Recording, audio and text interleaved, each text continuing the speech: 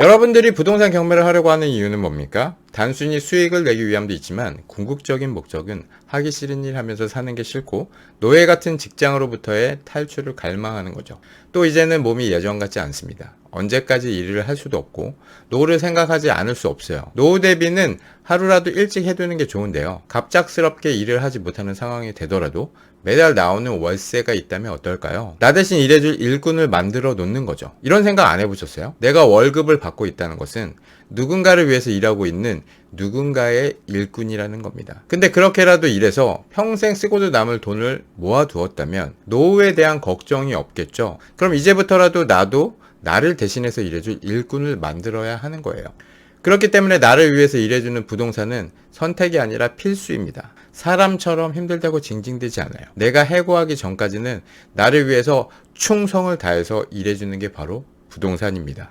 오늘은 4050, 60대 분들의 현실적인 노후 대비 방법을 말씀드리도록 할게요. 잠깐! 2030도 미리미리 준비하면 그만큼 노후가 일찍 보장되는 거니까 이 영상만큼은 절대 넘기지 마시고 꼭 보시길 바랍니다. 여러분들의 노후를 책임져줄 아주 특별한 시간이 될 거예요. 물어보기 부끄러워 묻지 못한 부동산 경매 이 책도 리뷰를 해볼게요. 오늘 영상 끝까지 보시는 분에게는 물어보기 부끄러워 묻지 못한 부동산 경매 이 책을 보내드리도록 하겠습니다. 인간에게도 관성이라는 게 있습니다. 부자는 계속 부자고 가난한 사람은 계속 가난해요. 40대, 50대 혹은 60대까지 무주택으로 있었던 분은 그냥 계속 앞으로도 무주택 포지션을 유지합니다. 사람이라는 게 머릿속의 생각이 쉽게 바뀌지 않아요. 일단 이 영상을 보시는 분들은 더 나은 삶을 꿈꾸고 항상 뭔가를 하시는 분들입니다. 10년 전에 무슨 투자를 했었는데 그게 결과가 안 좋았던 거죠. 시골 산골짜기에 있는 맹지, 농지 이런 땅 사놓고 역에서는 정말 멀리 있고 구석에 입지가 정말 안 좋은 오피스텔 하나 사서 월세를 받고 있기는 한데 팔려고 내놨지만 팔리지도 않고 10년 전이나 지금이나 시세가 똑같고 뭐 이런 경우가 많아요. 그런 경험을 한 것 자체는 피가 되고 살이 되는 경험이라 아주 좋습니다. 앞으로 하는 투자에 많은 도움이 될 거예요. 근데 중요한 건 지금부터는 치명적인 실수가 있으시면 안 됩니다. 이제부터는 절대 해서는 안 되는 투자를 확실하게 알고 있으셔야 합니다. 제일 위험하신 분들이 어떤 사람들입니까? 이제 정년퇴직을 앞두거나 직장을 그만두고 그동안 모아놓은 돈과 퇴직금으로 창업이나 부동산을 하시려고 하는 분들이죠. 바로 총알이 두둑한 돈 많은 불인이가 제일 위험한 사람입니다. 아무 생각 없이 그냥 부동산에 뛰어들면 평생 동안 힘들게 모으신 돈을 그냥 다 털리게 되는 거예요. 절대 하면 안 되는 부동산 투자 3가지가 있습니다. 오피스텔, 분양상가, 토지입니다. 이제 노후 준비를 하시려고 하는 분들의 대부분은 다달이 나오는 임대 수익을 제일 원하죠. 몇 년 동안 수익이 오른다고 해도 매달 나오는 현금 흐름처럼 막강한 게 없다는 게 사실입니다. 저는 여름에는 아이들과 태촌 계곡을 자주 가는데요. 계곡에 방갈로를 깔고 백숙을 팔아서 여름 한철 하루 1,000만원씩 매출을 올리는 사람보다 매일 수십만원씩 꾸준히 돈이 들어오는 순댓국집을 부러워해야 하는 게 맞습니다. 아파트가 1억이 오르고 내가 3억에 산 아파트가 6억이 되었어요. 그래도 인생이 변하지 않아요. 2013년부터 2019년 이 시기에 아파트 산 사람들은 다 2배 이상씩은 튀겼습니다. 근데 뭐 인생이 변했습니까? 똑같아요. 상가를 여러 개 가지고 있고 월세가 1,000만원씩 들어오면 그때부터는 인생이 진짜 변하더라는 겁니다. 주거용으로 월세가 1,000만원씩 들어오면 정말 주거용. 세입자들한테 시달려서 그것도 인생이 변합니다. 아무튼 월세가 1,000만원씩 들어오면 인생이 바뀝니다. 하지만 노후 준비를 하시는 분들에게는 이런 따박따박 들어오는 현금 흐름이 독이 될 수도 있어요. 대출 받는 건 싫고 매매가가 저렴하면서 월세가 따박따박 나오는 오피스텔을 여러 개 사서 월세를 받으려고 하는 분들이 많아요. 왜 그렇습니까? 이게 하기가 쉽거든. 1억짜리 오피스텔을 5개 사서 보증금 500에 40만원을 받으면 매달 200만원씩 들어오니까 그냥 간단하게 생각했을 때 일을 안 해도 200만원씩 들어오니까 노후 준비 끝났다 뭐 이렇게 생각하시는데 부동산에 대해서 진짜 잘 모르시는 거예요. 오피스텔을 사는 사람은 대부분 1인 가구죠. 이런 오피스텔은 언제든지 어디든지 크게 작게 얼마든지 뚝딱 쉽게 지을 수 있습니다. 제가 있는 천호동에도 신축 오피스텔이 장난 아니게 올라가고 있는데요. 부동산 공부는 특별할 게 없어서 실제로 내 주변에서 일어나는 일들을 관심 갖고 지켜보세요. 오피스텔을 미친 듯이 공급하고 있는 지역이 있을 겁니다. 계속 공사판인 지역이 있잖아요. 그럼 그 지역의 오래된 오피스텔의 가격 변화를 모니터링 해보세요. 주변에 신축 오피스텔 공급 물량이 많을수록 오래된 오피스텔은 당연히 임차인들에게 선택을 받을 확률이 낮아집니다. 우리나라 사람들은 신축, 새 거에 열광하거든요. 오피스텔에 거주하는 임차인들은 실제로 옆에 반짝반짝한 오피스텔이 신축으로 들어오면 철새들처럼 옮겨갑니다. 그럼 내가 가지고 있는 오피스텔의 임대료를 내려야 들어오게 되는 거예요. 임대료가 내려가면 임대 수익률도 낮아지는 거죠. 처음에는 5개를 돌려서 200만 원이 들어왔지만 5만 원씩 임대료를 내렸을 때 175만 원이 되는 거고 10만 원씩 내렸을 때는 150이 되는 거예요. 그럼 어떻게 됩니까? 수익률로 매매가 되는 오피스텔의 매매가도 낮아지게 되는 거예요. 200만 원씩 들어오던 게 단순하게 150으로 월세가 줄어든 게 아니라 1억 주고 산 오피스텔이 9천, 8천으로 가치가 하락하는 거예요. 그래서 오피스텔은 계륵 같은 존재로 쉽게 오르지 않습니다. 대세 상승장과 정부의 규제 때문에 상승하는 오피스텔을 보기도 했지만 일반적으로 오피스텔은 자동차와 비슷하게 시간이 지나면서 감가상각이 되는 거예요. 아파트나 빌라는 신축 아파트로 다시 태어날 수 있지만 오피스텔은 재건축하는 게 어렵습니다. 그래서 오피스텔 투자는 노후 준비로는 절대 하시면 안 돼요. 두 번째, 분양상가. 분양상가는 사는 순간 망하는 겁니다. 신축 부동산은 아파트를 제외하고는 모두 거품이 껴있어요. 아파트를 제외한 신축 빌라, 신축 상가, 신축 건물 모두 사시면 안 됩니다. 제가 동네에서 자주 뵙는 60대 어르신분이 있는데요. 제가 부동산 투자를 하는 걸 아시고서 부동산 투자를 하고 싶은데 어떻게 해야 할지 모르겠다고 조언을 구하신 분이 있었어요. 이제 정년퇴직을 준비하고 있고 노후 준비로 상가를 사서 월세를 받고 싶다고 하셨습니다. 그래서 저는 상가 투자는 하지 마시고 아파트를 사시라고 말씀드렸어요. 가용자금이 10억이 있으셔서 강동구 아파트를 추천드렸습니다. 근데 그분은 노후 준비로 매달 들어오는 현금 흐름을 원하셨고 결국 신도시 상가를 대출 없이 분양을 받았습니다. 돈도 꽤 있으신 거죠. 10억 정도 있었고 월세는 3억 정도 받으셨는데 여러분들한테 한번 여쭤볼게요. 10억 투자해서 매달 300만 원 받는 거 여러분들은 어떻게 생각하세요? 수익률 3%죠. 매달 300씩 나오면 죽을 때까지 먹고 사는데 지장이 없으니까 괜찮다고 생각하는데 그게 아닌 겁니다. 대출이 없으니까 고금리에도 안정적이긴 하지만 코로나가 있었죠. 임차인이 나가고 임대 수익은 제로가 되고 10억에 산 상가를 팔려고 내놨지만 수익률이 안 좋으니까 안 팔리는 거죠. 6% 수익률이 나오려면 5억에 팔아야 하고 주변 상가들이 5억에 거래가 되니까 10억짜리 상가가 5억이 된 겁니다. 그래서 거품이 잔뜩 껴있는 신축 상가는 절대로 분양받으시면 안 되는 거예요. 그분이 상가 투자를 하지 않고 제 말대로 강동구 아파트를 샀다면 어땠을까요? 매달 임대 수익은 들어오지 않았지만 떨어진 시세로 계산했을 때 7, 8억 정도는 벌었습니다. 그럼 한번 볼게요. 강동 롯데캐슬 퍼스트 2019년 9억 21년에는 15억을 찍고 22년에 5억 빠진 10억으로 하락했다가 최근 13억의 실거래가 되었습니다. 시세 차익 4억입니다. 고덕 그라시움 19년 11억, 20년 18억 최고점, 22년 빠졌었죠. 5억이 빠진 13억으로 하락했다가 최근 15억에 거래가 되었습니다. 시세 차익 4억. 솔베뉴, 아르테온, 선사현대, 강동구 아파트들 뿐만 아니라 송파 헬리오시티, 특정 아파트만 이런 게 아니고 서울 아파트는 다 비슷하게 움직였습니다. 중요한 건 전세가와 매매가의 차, 갭이 얼마나 들어가나 였어요. 2019년 강동구 아파트는 갭 5억 정도에 가능했는데 가용자금이 10억이니까 두 개를 해서 8억을 벌었다고 했을 때 2주택 이상으로 양도세 계산기로 계산을 해보면 한 개당 양도세가 1억 3천 정도 나옵니다. 그럼 양도차익 4억에서 1억 6천을 빼면 세후 2억 4천이 되네요. 두 개면 4억 8천이 됩니다.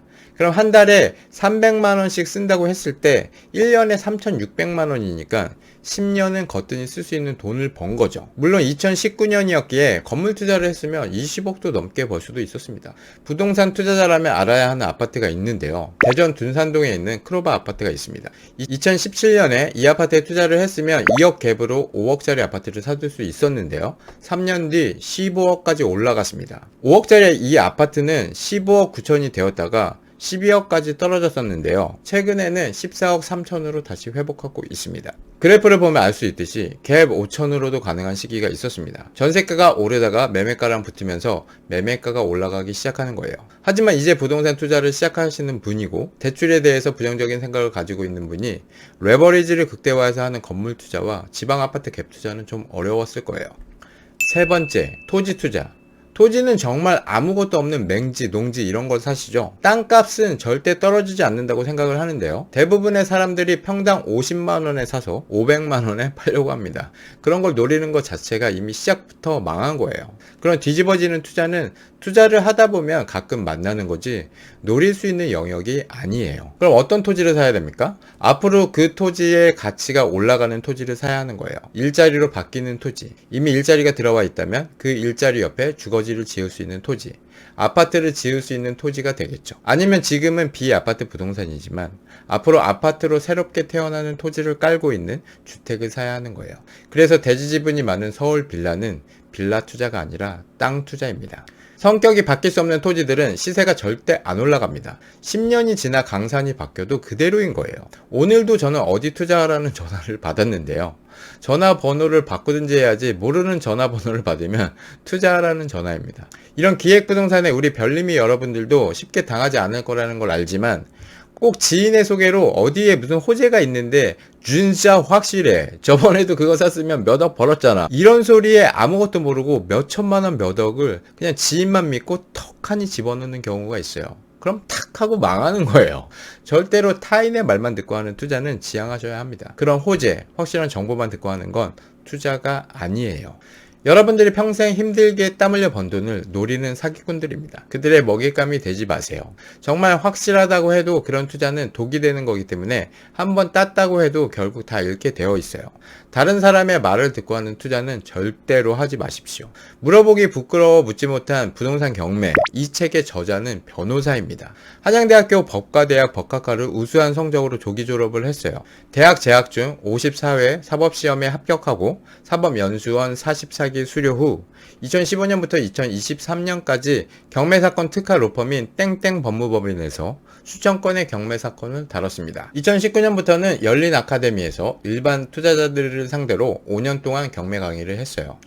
10년 가까이 경매 사건을 다뤘습니다. 부동산 경매는 법원이 진행하는 법률 절차입니다. 당연히 법률 용어가 쓰이죠. 어떤 사람은 어려운 법률 용어 그딴 거 하나도 몰라도 돈 버는데 아무 문제 없다고 합니다. 네, 당장은 그럴 수 있죠. 하지만 변호사 생활을 하면서 이런 분 말만 듣고 그야말로 사고가 나서 찾아온 분들을 숱하게 만났어요. 모르면 용감합니다. 용기에 따른 실행은 부를 가져다 주지만 무지에 따른 용감은 손해를 가져다 주는 거예요. 법률적인 이야기들은 너무 어렵기 때문에 최대한 알기 쉽게 풀어볼게요. 법원 경매 절차의 흐름을 보면 4단계로 나눌 수 있습니다. 1단계 경매에 나온 부동산 검색, 권리 분석. 2단계 임장, 3단계 입찰 및 낙찰, 4단계 명도. 1단계 경매에 나온 부동산 검색, 권리 분석 거의 이 부분에서 제대로 못하고 포기를 하게 됩니다. 유료 사이트를 결제하지 않으면 물건 검색조차 안 되는 거예요. 권리 분석 말만 들어도 어렵고 부동산 매입 금액 자체가 한두 푼도 아니고 인생에서 하는 가장 큰 쇼핑이기 때문에 진입 장벽이 확실하게 쳐져 있습니다. 경매 나온 물건들을 검색하고 그 중에 내가 한번 비벼볼까 해보는 물건을 추려내지 못한다면 1단계 진입도 실패한 겁니다. 현재 나와 있는 물건을 얼마에 입찰을 해볼까 결정하는 게 부동산 경매의 시작이에요. 2단계 임장, 부동산 가치를 인터넷 검색을 통해 어느 정도 파악했다 하더라도 내가 사려고 하는 부동산에 반드시 직접 가봐야 해요.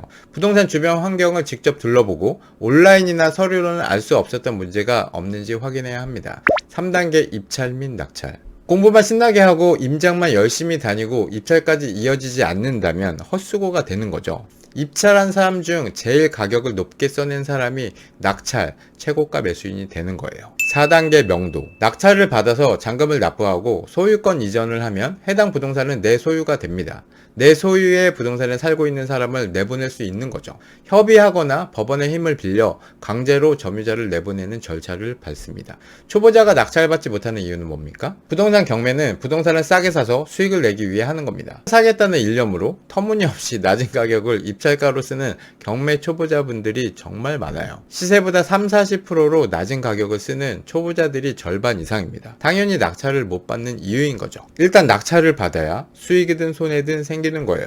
상승장에서 낙찰을 비싸게 받아도 시세가 상승해서 수익이 생깁니다. 상승장에서는 비싸게 사도 돈을 벌었죠. 지나치게 싸게 사려는 욕심에 폐차를 거듭하면서 경매로는 싸게 사기 힘들다며 경매 바닥에서 사라지게 되는 거예요.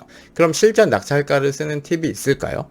무조건 사야 하는 물건이라면 아무도 써내지 않을 비싼 가격으로 입찰가를 쓰면 됩니다. 하지만 경매에 참여한다는 것은 일반 매매보다 싸게 사는데 1차 목표가 있어요. 시세보다 싸게 사서 이득을 남겨야 하지만 또 제일 비싼 가격을 써서 낙찰을 받아야 합니다. 그 아슬아슬한 가격대에 줄다리기 같은 감각을 얻는 게 우리가 해야 할 일이에요.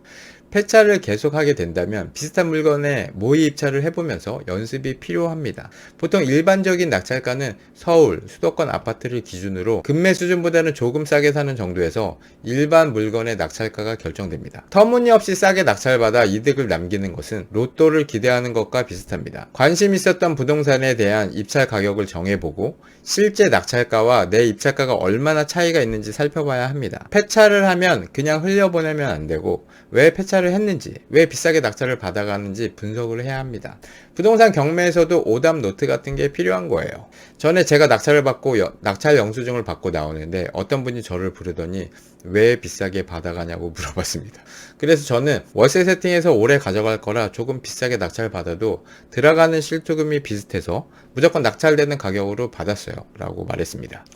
보통 부동산에서 살 수 있는 금액에 낙찰을 받으면 왜 저 금액에 가져가는 거야? 저렇게 비싸게 가져갈 거면 부동산에서 사지 왜 법원에 온 거야? 초보네, 으이구 바보, 뭐 다 들리게 사람들이 뒤에서 웅성웅성 됩니다. 왜 그럴까요? 부동산에서 살 수 있는 1억짜리 소형 아파트가 있다고 하겠습니다. 30%가 유찰돼서 7천만 원 최저가에 시작하는 물건을 이제 시작하시는 분들은 최저가에서 조금 더 써서 입찰을 들어가고요. 보통 사람들은 8천만 원대에 가장 많이 입찰을 합니다. 부동산 경매는 싸게 사야 하니까 남는 게 있어야죠. 근데 저처럼 월세로 세팅해서 장기적으로 가져가려고 계획하는 사람들은 그냥 시세 1억에도 가져갈 수 있다는 거죠. 왜 그렇습니까? 부동산에서 사면 대출이 70%밖에 안 나오는데 경매로 취득하면 대출이 90%가 나오니까 싸게 사는 것보다 실투금에 포커스를 맞춘 거예요. 부동산에서 사면 3천만 원이 들어가지만 경매로 사면 1천만 원만 들어갑니다. 그럼 같은 가격이면 경매로 낙찰을 받는 거죠. 그리고 단타 목적이 아니라 앞으로 2년 뒤, 4년 뒤를 보는 거라 목표 매도가가 1억 7천이라고 했을 때 1천만 원 덜 번다고 생각하고 물건을 거머쥘 수 있는 것이 우선순위인 거죠. 왜냐하면 조금 싸게 살려고 욕심 부렸다가 폐차해서 놓친 물건들이 1억, 2억 올라가는 걸 본 거예요. 그럼 500만 원, 1000만 원 싸게 사는 게 문제가 아니라 물건들을 하나라도 더 들고 있어야 하는 게 중요해집니다. 근데 저 같은 인간들이 더 있으니까 더 높은 금액으로 감정가가 넘어가는 거예요. 감정가부터 물건을 보라고 하는 게 신건일 때는 사람들이 거의 보지 않습니다. 그래서 신건에도 가져가는 사람들이 있는 거예요. 이제 시작하시는 분들이 비싸게 가져가는 걸 보면 경매로 싸게 사기 힘들다고 하는 겁니다. 근데 이렇게 비싸게 낙찰을 받는 것도 상승장의 초입에서나 하는 거지 하락장의 초입에서는 할 수가 없는 거예요. 저한테 왜 그렇게 비싸게 낙찰을 받아가는지 물어본 그분이 그 뒤로 낙찰을 받았는지는 알 수 없지만 궁금한 것을 물어보는 그런 적극적인 분이라면 분명 좋은 결과가 있었을 거라 생각합니다. 제가 저희 아이들한테 잘하는 말인데요. 궁금한 게 있으면 물어보는 걸 부끄러워하지 말라고 말합니다. 왜 비싸게 낙찰을 받았는지, 바보라고 욕하지 말고 왜 그렇게 받아가지고 갔는지, 진짜 바보인지 분석을 해보셔야 해요. 분석하는 게 힘들다면 그분처럼 따라 나와서 물어보시면 됩니다. 제가 인생을 살아보니까 말입니다. 조금 낯짝이 두꺼운 사람들이 잘 사는 것 같아요. 저는 장사할 때 잔돈이 없으면 그냥 편의점 가서 바꿔달라고 하는데 편의점도 이 환전이 그렇게 호의적이지 않습니다. 그런데 거절당하는 거에 상처를 받거나 뭐 그런 게 거의 없어요. 많이 당해봐서 아무런 감정이 없습니다. 근데 저희 직원들을 시키면 엄청 싫어해요. 제가 할 수 있으니까 직원들도 그렇게 해야 한다 그런 건 아닙니다. 저처럼 살아라라고 강요하면 미친놈이죠. 근데 나중에는 왜 제가 이런 말을 했는지 알게 될 때가 분명히 올 겁니다. 임장, 대출, 명도, 수리, 수익 실현 이 모든 단계들이 전부 사람들과의 대화이거든요. 부동산 경매에서 제일 중요한 것 한 가지만 꼽는다면 단연 권리 분석입니다. 권리 분석이 안 된다는 것은 입찰을 할 물건을 뽑아내지 못한다는 것이니까요. 그럼 권리 분석을 확실하게 알려드릴게요. 낙찰받아 소유권 이전을 하면 등기에 기재되지 않는 부동산을 사용하던 사람들의 권리도 소멸합니다. 그러나 경매가 끝났어도 여전히 살아남는 권리가 있어요. 낙찰자가 인수하는 권리라고 표현합니다. 인수하는 권리가 무엇인지, 인수한 권리를 없앤 뒤 부동산을 제 가치로 돌려놓으려면 어떤 비용이 추가로 드는지를 분석하는 일이 바로 권리 분석이라고 합니다. 돈 주고 부동산 경매 배우지 마세요. 제 영상 중에 항상 빠지지 않고 나오는 게 이 권리 분석입니다. 그만큼 중요하기 때문에 계속 등장을 하는 거예요. 경매 절차와 용어를 공부하려면 어쩔 수 없이 민법에서 정하는 권리의 두 가지 개념을 구분하셔야 합니다. 바로 물권과 채권인데요. 물권의 예로는 점유권, 소유권, 법정지상권, 전세권, 유치권, 저당권 등이 있습니다. 채권의 예로는 은행의 대출금 채권, 일반인의 대여금 채권, 대항력이 있는 임차인의 보증금 반환 청구권 등이 있어요. 좀 어렵죠? 재미없죠? 그냥 이런 게 있구나 정도로 듣고 넘어가셔도 됩니다. 물권은 근저당권, 전세권자는 집주인이 돈을 돌려주지 않으면 별도로 판결을 받을 필요 없이 경매를 신청할 수 있는데 이렇게 시작된 경매를 임의 경매라고 합니다. 반면에 채권은 대여금 채권이 있는 사람은 법원으로부터 판결을 받으면 판결문을 근거로 돈을 갚지 않는 사람의 부동산에 대해 경매를 신청할 수 있는데요. 이걸 강제 경매라고 해요. 이러한 권리들을 확인하기 위해서는 등기사항 증명서, 등기부 등본을 볼 줄 알아야 하는데요. 등기부 등본은 표제부, 갑구, 을구로 나눠집니다. 표제부는 위치, 면적, 구조 등을 표시하고요. 갑구는 소유권에 대한 내용이 써 있습니다. 을구는 집주인이 부동산에 관련해서 남에게 어떤 권리를 설정해 줬는지를 기재합니다. 쉽게 말해서 갑구는 소유권, 을구는 대출로 정리하셔도 좋아요. 대출을 받았으면 을구의 근저당권이 설정이 됩니다. 전세 임차인이 전세권을 설정할 수도 있고 집주인이 보증금을 돌려주지 않아서 전세 보증금을 신청하거나 경매로 넘기기 위해서 임차권 등기를 할 수도 있어요. 여러분들, 변호사들은 집주인이 보증금을 안 돌려줄 때 보증금 좀 빼주세요 이렇게 부탁하지 않고 그냥 바로 이렇게 해버립니다. 전세 계약이 만기가 돼서 이사를 나가야 하는데 집주인이 들어오는 다음 세입자가 구해져야 보증금을 빼줄 수 있다고 하면 변호사들은 바로 임차권 등기를 신청하는데요. 임차권 등기를 설정하고 나서 이사를 나가고 다른 집에 전입을 한다고 해도 보증금을 다 돌려받을 수 있습니다.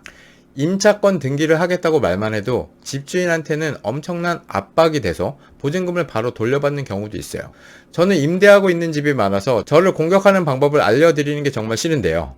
임차권 등기가 설정되어 있는 집은 다음 세입자가 들어오지 못하고 매매까지도 불가능하게 만듭니다. 임차권 등기를 설정한다는 말만으로도 집주인한테는 엄청난 압박이 되는 겁니다. 집주인과 싸우기 싫다면 전세 만기 3개월에서 6개월 전에 미리 나갈 의사를 밝히고 내용 증명까지 확실하게 보내두면 좋습니다. 법률적인 용어들은 좀 어렵고 지루하니까 여기까지 할게요. 부동산 투자 어떻게 해야 될지 모르겠는 분들에게 부동산에 대해서 정말 아주 심플하게 설명해 드리겠습니다. 조선시대도 그랬고 아무것도 없는 그냥 땅덩어리에 우리 인간들이 떡하니 있다고 해보겠습니다. 섬나라 일본의 시작은 어쨌든 대륙에서 바다를 건너 일본 땅으로 누군가가 넘어갔겠죠. 그렇게 시작이 됐습니다. 다음 영상은 일본 부동산, 일본 경제도 한번 다뤄볼 건데요. 아무튼 이렇게 아무것도 없는 땅덩어리에서 우리 인간은 뭐부터 할까요? 제일 중요한 건 먹고 살기 위한 행위를 하겠죠. 농사를 지어서 자급자족을 하거나 사냥을 할 겁니다. 머리가 좋은 사람들은 다른 사람의 시간을 사서 농사를 크게 짓거나 사냥터의 범위를 늘릴 거예요. 그렇게 일자리가 생겨나게 됩니다. 그래서 아무것도 없는 땅덩어리에는 일을 할 수 있는 일자리, 직장이 제일 먼저 생깁니다. 그리고 그 일자리의 주변으로 주거지가 형성이 됩니다. 집을 짓는 사람은 건축에서 팔면서 새로운 사실을 알게 되죠. 잘 팔리는 집과 안 팔리는 집을 알게 됩니다. 일자리가 많은 곳에서 거리가 가깝다면 잘 팔리는 거예요. 그리고 이미 내가 산 집을 내가 산 가격보다 더 줄 테니까 팔으라고 하는 수요가 생겨나기 시작합니다. 직주 근접인 거예요. 주거지가 직장에서 가까운 게 아무래도 출퇴근이 편해서 사람들이 선호하는 겁니다. 집은 강동인데 직장은 인천이라면 매일 왔다 갔다 하면서 이동하는데 시간 다 깔고 버스나 지하철에서 자면서 다닌다고 해도 그게 엄청나게 힘든다는 것을 우리는 다 알고 있어요. 결국 직장 옆으로 이사를 갑니다. 일자리 주변에 주거지가 많이 생기다 보면 그 도시 자체에 이미 사람들이 많이 유입이 된 거죠. 사람이 많으면 많을수록 이제 어떻게 됩니까? 상권이라는 게 생기게 됩니다. 상권은 또 다른 일자리를 만들고 주거하는 사람들이 살기 좋게 편안함을 만들어주는 거죠. 아파트 투자를 하고 싶다면 그래서 제일 중요한 게 직장과의 거리입니다. 그래서 대한민국 집값은 일자리가 가장 많은 강남역에서부터 가까우면 가까울수록 비싼 거예요. 그럼 답이 나왔죠. 부동산은 일자리가 많은 곳에 사야 한다. 이 말을 하려고 제가 이렇게 오랫동안 나불나불 된 겁니다. 왜 여러분들이 노후 준비로 하려고 하는 부동산 투자가 실패하는지 알려드리면, 부동산 투자는 운동하고 똑같습니다. 우리 인간들은 누구나 다 똑같은 습성이라는 게 있는데요. 기본적으로 엄청나게 게으릅니다. 인간은 원래 엄청나게 게으른 동물이에요. 저는 자영업자이기 때문에 서 있는 시간이 많습니다. 손님이 없을 때도 절대 앉아있지 않아요. 몇 시간 동안 계속 서 있으면 어떻게 됩니까? 다리가 아파서 앉고 싶습니다. 그럼 몇 시간 동안 앉아있으면 어떻게 됩니까? 이번엔 또 눕고 싶은 거예요. 누워있으면 또 자고 싶고, 이게 우리 인간들의 습성입니다. 부동산 투자, 노후 대비 이것도 다 똑같아요. 이걸 운동으로 표현한다면 이런 거예요. 계속 서 있으세요. 다리 아프시죠? 그럼 앉으세요. 근데 의자에 앉지 말고 앉아있는 것처럼 기마 자세를 하고 계세요. 앉은 것처럼 기마 자세를 계속 유지하세요. 그럼 다리가 후들후들 떨리죠. 버티기 힘들 때쯤 그만 이제 똑바로 일어나세요. 이걸 반복합니다. 얼차례 같죠. 군대에서 이렇게 얼차례를 받으면 어떻게 됐습니까? 아리백이죠. 그 다음날 그걸 계속 반복하면 알이 풀리면서 다리에 근육이 생기는 거예요. 투자에도 이런 근육을 키워야 합니다. 그럼 노후 준비는 어떻게 해야 합니까? 대부분의 사람들은 운동을 할 생각을 안 합니다. 젊은 친구들이나 헬스장 다니면서 몸짱 돼서 바디 프로필 찍고 그러지, 40대 넘어가면 헬스장 잘 안 다니죠. 평소에 미리미리 건강할 때 운동을 하면서 건강 관리를 해야 하는데, 어디가 아파서야 그제야 건강을 생각하고 운동을 합니다. 노후 준비 역시 젊었을 때부터 해야 하는데, 다 늙어서 이제는 일하기 힘들어졌을 때, 이미 마탱이가 갔을 때 그제서야 계획을 합니다. 지금까지 벌어둔 돈으로 부동산을 사서 월세만 나오면 된다고 생각해요. 노후 대비는 매달 따박따박 나오는 월세가 아니에요. 제가 아까 오피스텔 상가 사례를 말씀드렸죠. 노후 준비는 내가 몸이 늙고 병들어서 더 이상 돈을 벌지 못할 때 생계를 유지하는 게, 그게 노후 준비죠. 근데 요즘은 100세 시대인 만큼 인간의 수명이 올라갔습니다. 우리가 얼마나 오래 살지 모르는데 월세를 받는 것만 생각하고 그냥 써버리는 것보다 빠르게 자산을 깎아먹고 있다면, 결국 결말은 자식들에게 큰 짐이 되어 새드 엔딩으로 인생의 마침표를 찍게 되는 거예요. 50, 60대에 정년퇴직하고 노후 준비를 하는 게 아니라, 건강할 때 2030 때부터 시작해야 하는 게 남들보다 편안한 노후를 맞이할 수 있는 겁니다. 어떻게 보면 인생은 정말 정직한 것 아닙니까? 다른 사람들은 놀면서 배짱이처럼 펑펑 쓸 때 개미처럼 추운 겨울을 대비하고 이미 노후를 설계를 마쳤는데 어떻게 노후가 같을 수 있겠습니까? 술은 맨날 들이붓고 하루 2갑씩 담배 피우는 헤비스모커, 운동을 일절 안 하고 늦게까지 마신 술 때문에 숙취로 다음날 업무에 지장을 준다면 직장에서도 인정받는 사람이 될 수 없겠죠. 스트레스로 얻는 질병, 운동을 하지 않아 근육이 없는 사람처럼 투자를 하지 않으면 투자 근육이 없는 겁니다. 경험 없는 부동산 투자로 얻게 되는 건 깡통밖에 없어요. 정말 당연한 결과예요. 그렇기 때문에 우리 별님이 여러분들은 노후 준비로 절대 하면 안 되는 부동산 투자 3가지, 오피스텔, 분양상가, 토지는 절대 하지 마시길 바랍니다. 물어보기 부끄러워 묻지 못한 이 책은 다른 책들과 비교하면 좀 얇은 느낌입니다. 바로 전에 리뷰했던 부동산 경매 처음 투자 책과 비교하면, 부동산 경매 처음 투자 책은 379페이지인데 물어보기 부끄러워 묻지 못한 부동산 경매 이 책은 269페이지밖에 안 돼요. 그만큼 짧고 굵게 내용을 담았다는 거죠. 알 수 없는 제3자, 가짜 임차인 구별법, 갑작스러운 유치권 행사, 낙찰 부르는 방법 등 법원 경매 절차 A부터 Z까지 잘 정리를 한 책입니다. 부동산 경매에 대해서 정말 물어보기 부끄러워서 묻지 못하는 것들이 있으면 이 책을 꼭 한번 보시길 바랍니다. 이 책을 받아야 하는 이유를 댓글로 적어주시면 10분을 선정해서 책을 보내드리도록 할게요. 긴 영상 봐주셔서 감사합니다. 본 영상은 새로운 제안 출판사로부터 도서를 지원받아 솔직하게 작성한 후기임을 알려드립니다.